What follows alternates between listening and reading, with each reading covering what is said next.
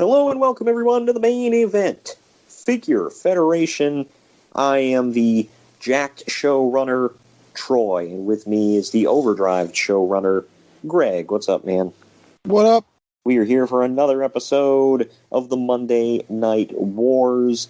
I've been trying to bring in some new listeners recently, so if you're new to this, thank you for tuning in. And I know Greg's been spreading the word.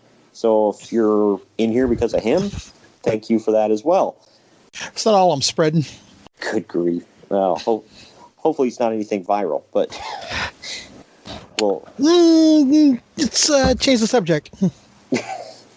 But this is our December 7th episode of the Monday Night Wars. We are 2 weeks removed from our first pay-per-views, and we are, after this, we'll have 2 weeks until our next pay-per-views. For those of you that aren't caught up, we used to do a previous week recap. We're not doing those anymore, because we definitely want to incentivize you to catch up on the podcast. Go back every Monday this drops, and you can hear all the Figure Federation goodness. And for new listeners, by the way, I just want to put out there, the reason that my show is Jakk'd is because I'm using Jack-specific figures. Greg is using Mattel figures on Overdrive. So that's kind of the divide between us. I have a large collection of Jack-specific figures. It's also more like a Legends versus current day thing, too. Right. Yeah, I don't really have anybody... I mean, because they stopped making Jack-specific figures back during the Ruthless Aggression era for the WWE, and they made some for TNA. So I have some leeway with TNA figures, but yeah, mostly it's just Legends. So, and Greg has all like brand new Mattel figures and everything. So if you've been keeping up with the album art I've been doing and kind of the weekly show build-ups, you can see kind of how things are and how we stack up. Those look great, by the way. Thank you. I appreciate it. Yeah, I've tried to make yours look different from mine and kind of, every show kind of stand out and be different. So we are going to continue on with that here today. Every week we kind of switch it up. If I go first one week, Greg goes first the next week, and vice versa. And he went first last week, so I guess Jakk'd is going to kick us off today. So I guess we should probably take our first break. We take a break before the shows and in between the shows, and then we take one more before we wrap things up at the end to get a quick word from our sponsors. So if you're ready, Greg, I think I'm going to kick things off on the other end of this. Cool. And so we're going to take a break. When we come back, you're going to hear some Daughtry. That's the opening to Jakk'd.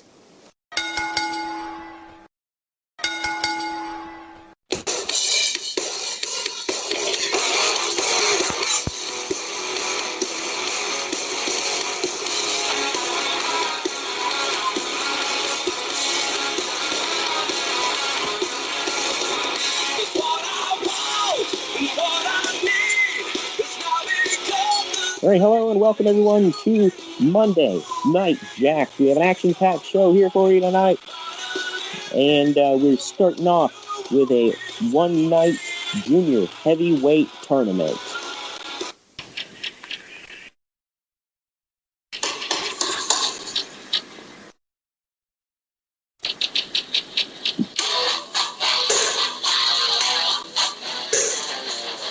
First up in the tournament is one half of the Hollywood Blondes. He is Flying Brian Pillman. And his opponent,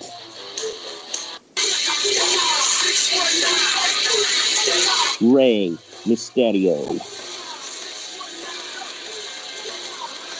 All right, he was the man. Flying Brian was the man that got tapped out by the current junior heavyweight champion, Chris Jericho, at Rage and Cage. Rey Mysterio was the one that almost had it won before Jericho nailed him in the back of the head with an elbow. But they both get their second chance here tonight in this tournament in the first round. We start off, both men spend the first half of the match at full speed countering each other. Steve Austin runs out at one point, stunning Steve Austin for those that aren't keeping up, runs out at one point when Mysterio is getting ready for a springboard. So he instead does an Acai moonsault onto Austin on the outside of the ring. Pillman dives outside, but Ray moves and Pillman lands on top of Austin. Mysterio then slides into the ring as Pillman gets on the apron. Mysterio hits a 619 into Pillman's lower back while he's on the apron, and Ray brings him into the ring. It's a springboard splash and pins him for the win. Mysterio is going on to the second round of the tournament later in the night. The winner of this tournament, by the way, will face junior heavyweight champion Chris Jericho at our next pay-per-view, Winter Jam. So we're now into match number 2 of the first round of the tournament here.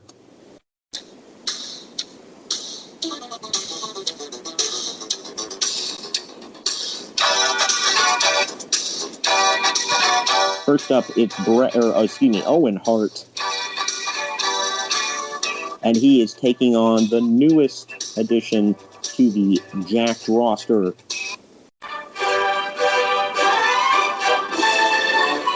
Coming out by himself tonight without his tag team partner, it is the Dynamite Kid.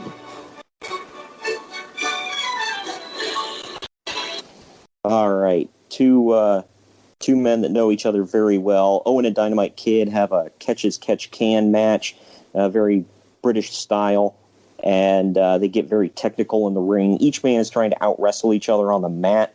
Dynamite finally catches Owen with a snap suplex, and he goes up for a flying headbutt, but Owen moves, and Dynamite crashes to the mat.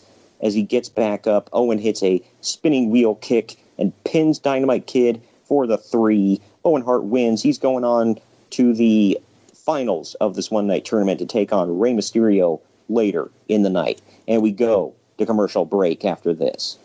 All right, we come back from commercial break. We are on Seg 3.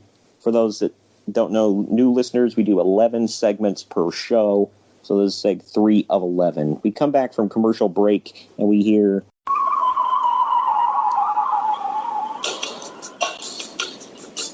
Razor Ramon's music hits, and he strolls out to the ring, slapping hands with the fans. Once in the ring, he grabs a microphone. He says, "Hey, yo, as you guys have noticed, some things ain't going so well between my boys, Big Sexy and Little Sexy. 2 weeks ago, Diesel powerbombed Shawn Michaels 3 friggin' times. Shawn ain't really talking much right now, but I know that he's got his back pretty messed up, and he's been laid up in bed and seeing a bunch of chiropractors. So that's the update on old HBK. As far as Diesel, I ain't gotten any acceptable answers out of him since he did what he did. In fact, he's been avoiding me altogether. So Big D, I'm right here, and I ain't leaving till we hash this out, man. Get out here." There's a long wait, and then on the Jumbotron, we see a cameraman running down a hallway as fast as he can. Camera's shaking as he runs up to where the locker rooms are. Just outside the locker rooms, Shawn Michaels is beating up Diesel, slamming him against the walls and kicking him in the legs, trying to cut him down. Diesel fires off a few shots on Shawn, but Shawn keeps coming back.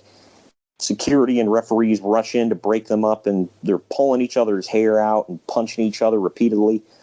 Back in the ring, Razor's watching this all go down in amazement.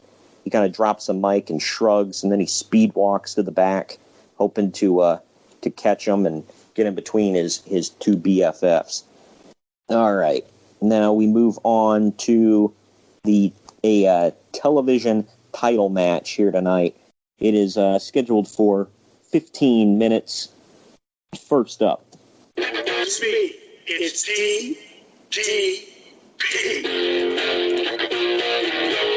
It's the challenger. He beat Jerry Lawler for this opportunity. Diamond Dallas Page. And his opponent.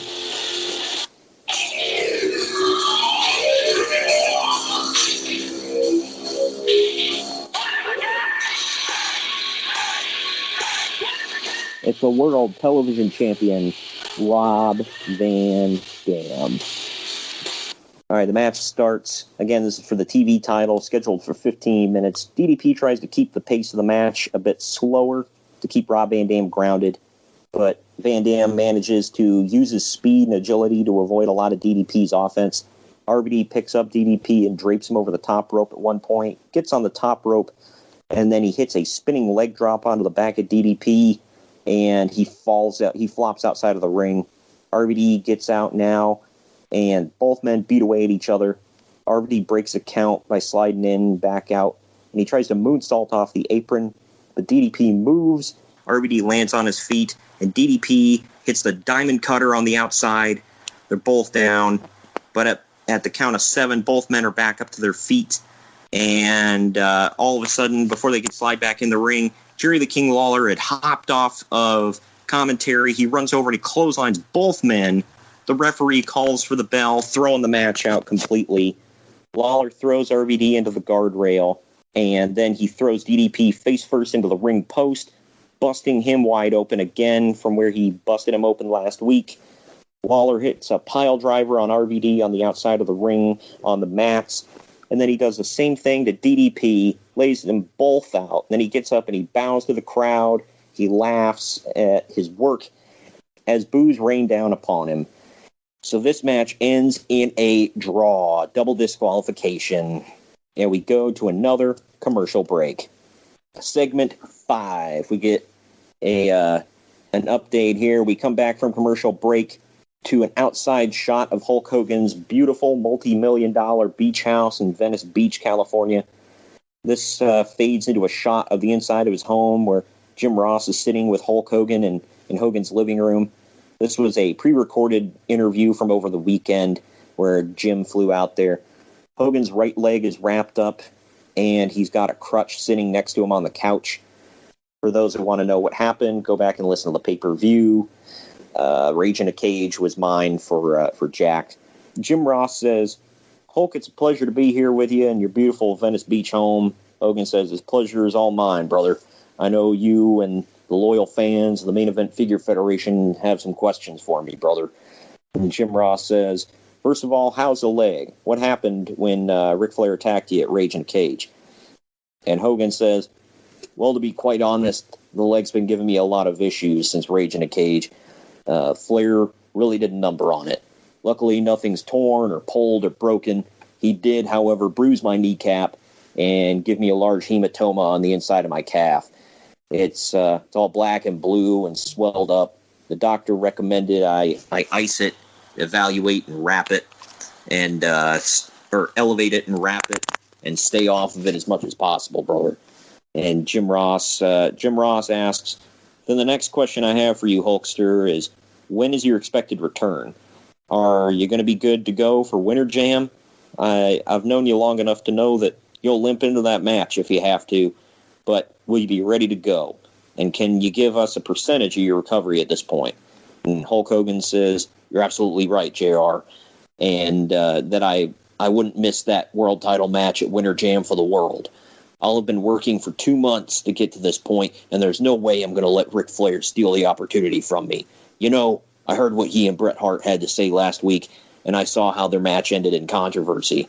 Well, whoever wins in their 2 out of 3 falls rematch, there won't be any controversy at Winter Jam, brother, because whether it's Bret Hart or Ric Flair, I'll drop this big leg on him and prove that the power of Hulkamania can do anything when the gold is on the line, brother." And JR and Hulk Hogan shake hands as we fade back into the arena. All right, segment 6 here.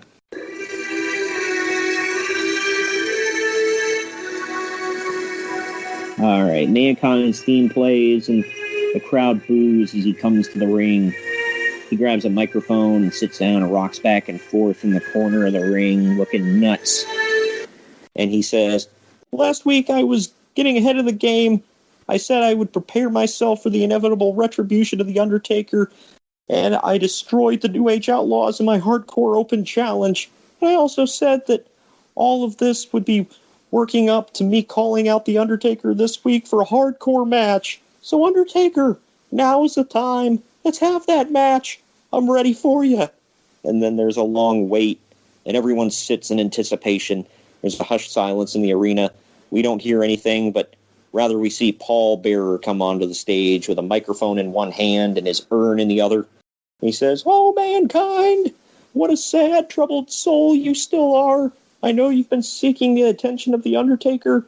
You interfered in his match against The Rock, and now you think you're doing the right thing by challenging my Undertaker to some little hardcore match." Mankind says, "Uncle Paul, I didn't ask for you. I want The Undertaker. You know as well as I do that he wants to fight me, so I'm giving him an open invitation. Everything's legal." And Paul says, "Oh, you poor misguided soul. Mankind, I know that your brains have been rattled around quite a bit, but my Undertaker makes the terms of engagement. You know this. You committed the unforgivable sin of costing my Undertaker the world title, and now you're mocking him. For this, you will pay. However, my Undertaker's not here. He wants you to keep beating yourself up. He wants you to keep challenging lesser adversaries until your heart's content. This is preparing for the perfect revenge against you, mankind. Soon you shall meet your maker and pay the piper. My Undertaker will make you rest in peace. Oh, yes." And then Mankind says, "Uncle Paul, I hope you can pass on a message to The Undertaker for me. Let him know that I'm not afraid of him anymore. And whenever he wants to show his pale face, I'll be waiting with a steel chair in hand. Have a nice day." And Paul Bearer scrunches up his face and walks off to the back as Mankind beats his head against the turnbuckles like a madman.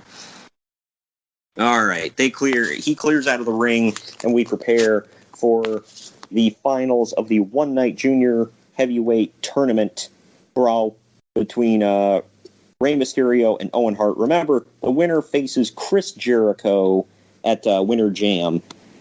First, we get, for the second time tonight, Owen Hart comes to the ring, followed by his opponent,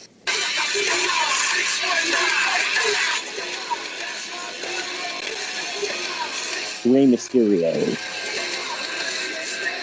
All right. Owen Hart tries to out-wrestle Rey Mysterio and does a great job of it for a while. However, he starts to get frustrated by Rey using his smaller size and quickness to escape his grasp. Owen goes for a tombstone, but Rey head scissors out of it.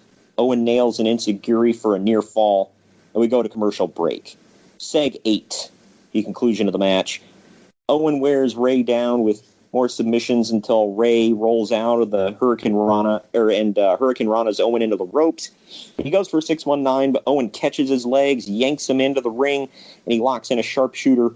After a short struggle, Rey manages to kick Owen off, and Owen goes throat first into the middle rope. This allows Rey to finally connect with the 619. Owen pops up and staggers back. Rey attempts a West Coast pop, but Owen catches him and he power bombs him, and then he turns it into a sharpshooter. Rey fights and fights, but he can't fight anymore. He's dead center in the ring. Finally, he taps out. Owen wins. Owen Hart wins, and he celebrates his hard-fought win. And, to everybody's amazement, people thought that Rey was going on to Winter Jam for sure, but it's going to be Owen Hart versus Chris Jericho. And as he's celebrating, we hear,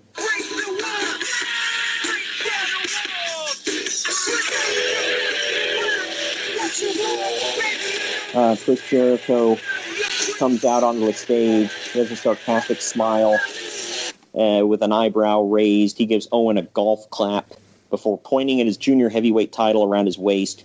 Owen points at Jericho and makes the motion of a title belt around his waist as well. So Winter Jam for the junior heavyweight title, Owen Hart versus Chris Jericho. Segment 9, Don Callis is backstage in Eric Bischoff's office with the commissioner of Jakk'd, Eric Bischoff. Don says that he's heard that Eric has some big announcements for next week.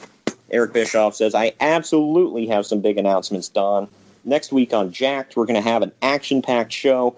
First of all, we're going to see a no cage, no hardcore rules regular tag team title rematch between Demolition and the Dudley Boys. This was made because I know it will draw ratings and also get Paul Heyman out of my damn office every week. Speaking of title matches, after what we witnessed earlier tonight, I'm making a triple threat match for the television title between Rob Van Dam, Diamond Dallas Page, and Jerry the King Lawler for next week.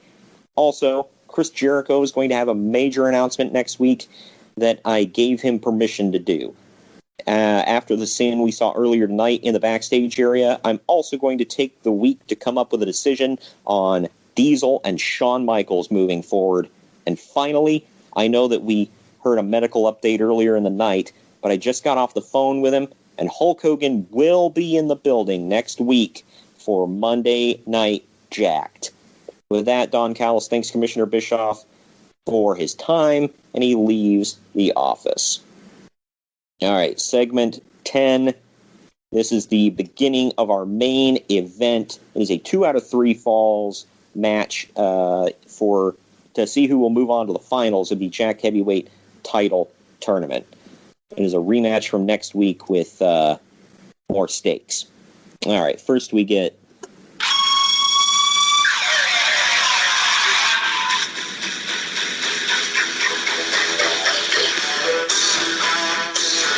Bret the Hitman Hart makes his way out, followed by his opponent,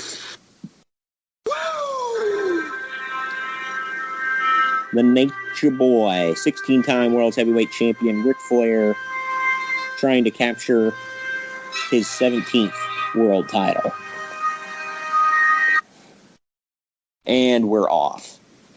These two go back and forth between brawling and technical wrestling. Bret gets knocked off the apron at one point, and his ribs connect with a guardrail. Flair then rams Bret's ribs into the steel steps and the edge of the ring and even the announce table. Flair then picks apart Bret's legs inside the ring. Bret mounts a very short comeback, but Flair chop blocks him, and that puts an end to that. Flair drops knees on Bret's legs and even hits a second rope knee drop on Bret's right leg. Flair locks in the figure 4 in the dead center of the ring, and Bret saves himself by tapping out within a few seconds when he realizes he can't escape. So the first fall goes to Ric Flair, and we hit commercial break. Now we come back for segment 11 to close the show. No more commercial breaks tonight. We need to have a winner of this. Flair is still mounting his offense on Bret's legs. Finally, he goes for another figure 4, but Bret kicks him off, and he goes flopping outside of the ring. Bret barely manages to stand up, but he launches outside of the ring with a suicide dive. They're back in the ring now, and Bret drops elbows and knees on Flair. He goes for a few torture holds on Rick, but Flair battles out. He attempts a sharpshooter, but his legs are just too weak, and Flair gets out of it fairly quickly. Flair hits an atomic drop on Bret and attempts a figure 4, but Bret rolls him up with a small package for the 3 count. Bret takes fall number 2, and Flair is furious. They battle for a while longer, but Bret's legs are just rubber at this point. After Flair manages to wrap Hart's legs around the ring posts a few times, he brings Bret outside and he rams Bret's right knee into the steel steps. This leaves Flair able to roll him in the ring, and he locks in the figure 4 again. Bret fights and fights. Right before he's about to pass out from the pain, the Hitman reluctantly taps out, and Flair is going to winner jam. The Nature Boy celebrates this hard-fought win, and he struts around the ring, and about 50% of the fans boo, 50% of the fans cheer, but 100% of the fans are on their feet. We now know that the main event of Winter Jam will be Ric Flair versus Hulk Hogan for the heavyweight title of Jakk'd. End of show. What do you think? I like some of the falls in the Iron Man match. I actually toyed with doing that with my first one, too. I like that. Yeah, thank you. Yeah. I figured I'd stretch that one out, because who wouldn't want to see more Ric Flair versus Bret Hart if you like that kind of wrestling? And most people do, so. And Mick Foley's promos are just, wow. I don't know if that's a good wow or a bad wow. It's in the middle. It's perfect, though. I mean, the way you do it's perfect. Thanks. Yeah, I'm trying to. Sounds like a little kid. He sounds like a little kid mustering the courage to ask mom for the toy in Kmart. Oh, can I have a toy? That's basically what it was back in the day, too. I always like the building up to Buried Alive, where he's digging the hole. He's like, Uncle Paul, this grave isn't big enough for the Undertaker. Buried Alive, now in the archives, by the way. Go check it out. But anyway, but yeah, that wraps it up for Jakk'd, man. I guess we should hit our break. Are you ready to go with Overdrive? Yes, I am. All right. Well, then we are going to hit another break right here. When we come back, we're going to go head first, man, with Overdrive.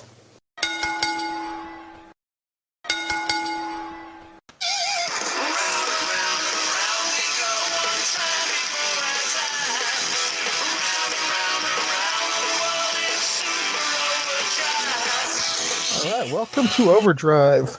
Tonight we're going to have a series of matches, and the man deemed most deserving will face Tommaso Ciampa for the United States title in the main event. All right, segment 1.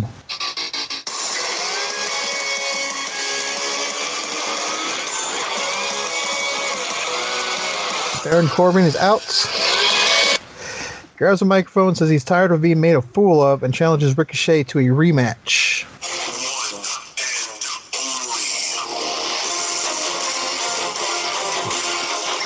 Ricochet enters, says he's very happy to give Baron Corbin a rematch, but it's going to be on his terms, and it's going to be at Indestructible. But if Corbin really wants a match, a good friend wouldn't mind stepping up. All right, Matt Riddle comes out, and we go to commercial break. All right, back from commercial break, Corbin's dominating. Riddle attempts to come back, but Corbin catches a deep 6 for a 2 count. Riddle gets a surprise roll up for a 2 count, but stays on Corbin. He hits a bro to sleep, only gets another 2. Corbin gets back to his feet, hits a hard right on Riddle, stunning him. As he sets up for End of Days, Ricochet gets on the apron. Corbin drops Riddle and rushes at Ricochet, but Ricochet jumps off the apron. Corbin bounces off the rope. Riddle hits an enziguri, goes to the top rope, hits the floating bro. The referee checks the shoulders and counts as Ricochet is holding Corbin's legs. Matt Riddle gets the 3. Ricochet and Riddle leave, laughing while Corbin is still down. All right, segment 3.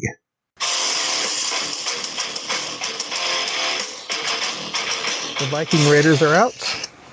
Their opponents.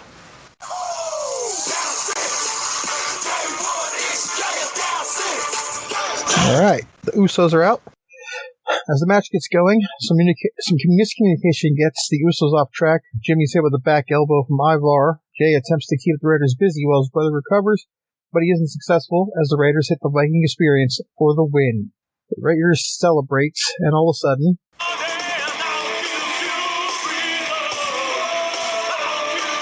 Red Dragon makes their way out and says that as impressive as the Raiders are, they're not the best team on the planet, and that Indestructible, they will realize, and the world will realize just who is. It appears our tag team title match is set. All right, segment 4.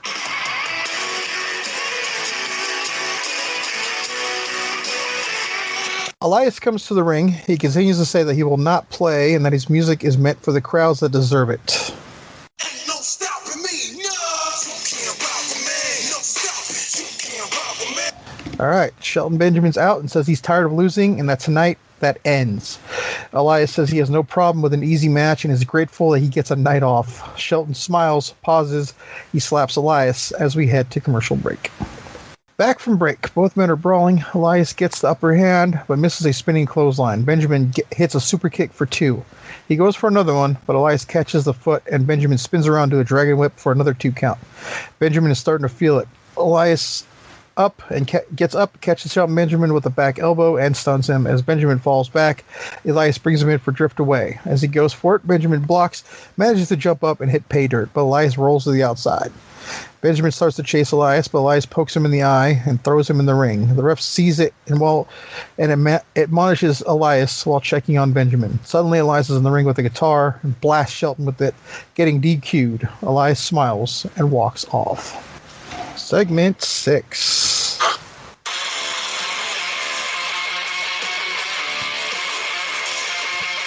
All right, Balor is out. And he says he wants Ciampa out here right now.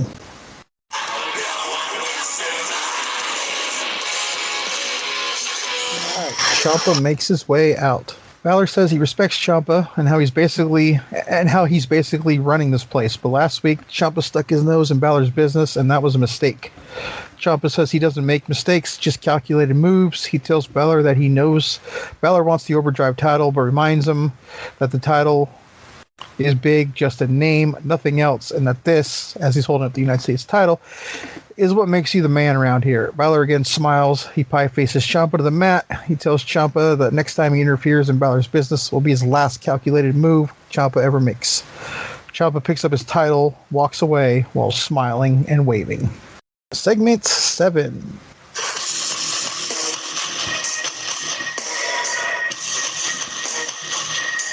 All right, the Overdrive champion Pete Dunne is out.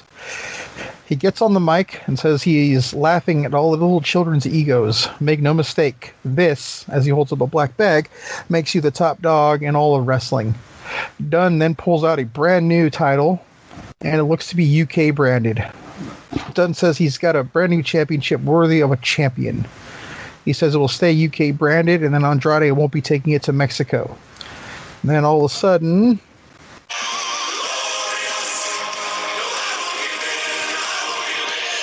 all right, Bobby Roode, his music comes on, music hits.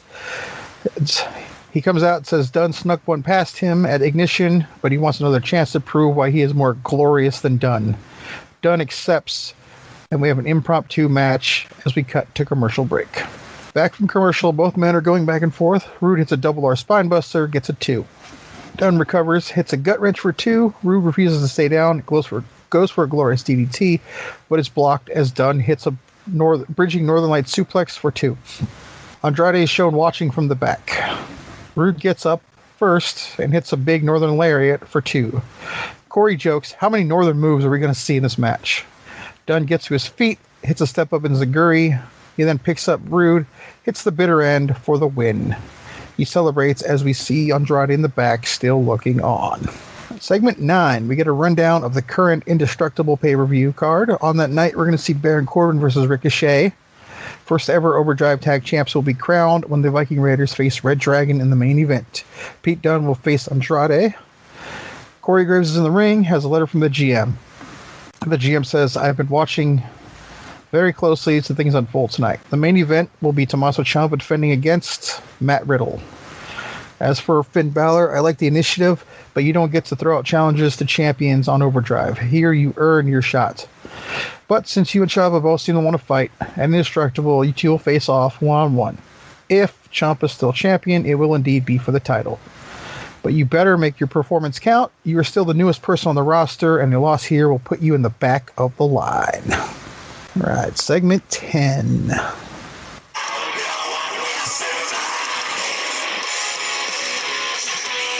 Ciampa is out to defend his title against his opponents.